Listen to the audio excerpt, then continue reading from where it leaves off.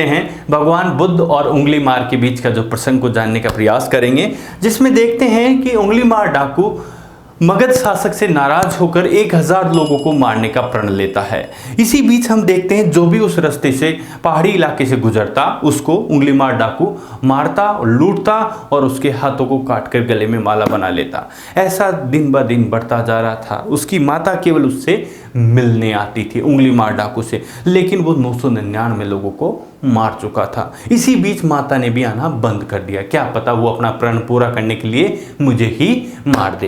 एक दिन भगवान बुद्ध उसी रास्ते से गुजरते हैं, लेकिन साथ साथ में गुजरते वक्त उनका जो शिष्य है भगवान बुद्ध को रोकता है कि हे बंते रुक जाओ, यहाँ उंगली मार डाकू रहता है जो बहुत खुखार है और 999 लोगों को मार चुका है और अब एक ही को ही मारना बाकी है, तो इस वजह से हमें रास्ता परिवर्तित कर लेना चाहिए। लेकिन भगवान बुद्ध इतना सुनते ही तो मन से प्रसन्न होते हैं कि नहीं नहीं नहीं, पहले अगर तू नहीं बताया होता तो मैं पक्का रास्ता नहीं बदलता, अब तो इसी रास्ते से आगे बढ़ेंगे, सबसे ज़्यादा जरूरत तो उंगली मार को मेरी है। भगवान बुद्ध आगे बढ़ते हैं, दूर से ही उंगली मार डाकू को आता हुआ दिखता है तो मन बहुत प्रसन्न होता है, कहता है कि आज मेरा प्रण पूरा होने वाला है।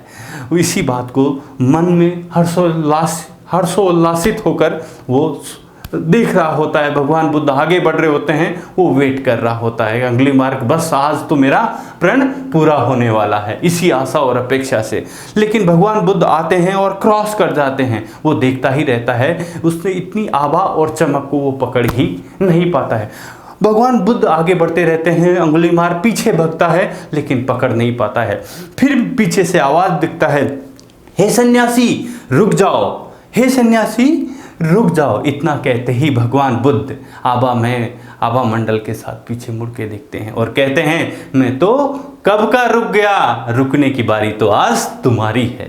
इस बात को सुनते ही कहता है कि उंगली मार डाकू कहता है, अरे तुम्हें मेरे से डर नहीं लग रहा, तुम वापस लौट जाओ अगर जीवन की भलाई चाहते हो।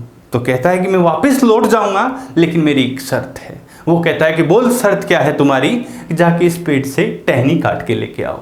इतनी सी बात कहते ही उंगली मार डाकू फरसा उठाता है, धड़ से एक पेड़ की टहनी काट के बुद्ध के चरणों में लाके डाल देता कि हे सन्यासी ये लो बुद्ध के पेड़ की टहनी ये लो।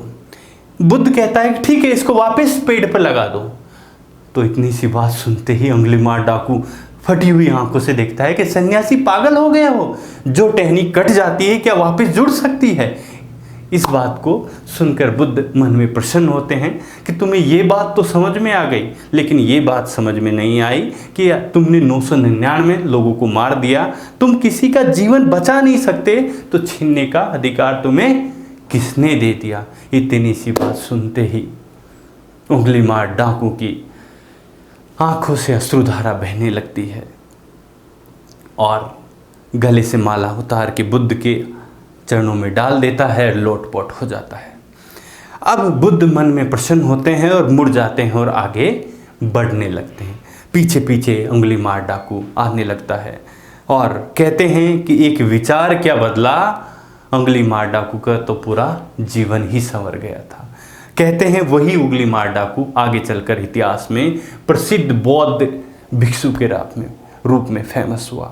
न केवल बौद्ध भिक्षु के रूप में, वो महान व्यक्ति के रूप में भी जाना जाने लगा।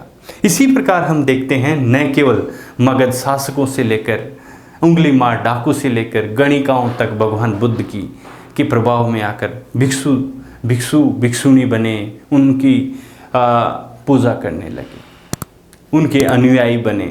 तो इस प्रकार हम देखते हैं विचार बदलने से लोगों की दुनिया बदल सकती है। आज की स्टोरी का यही मॉरल वैल्यू माने या कुछ भी माने कि अगर हम किसी का अच्छा नहीं कर सकते तो हमें बुरा करने का भी कोई अधिकार नहीं। Thank you.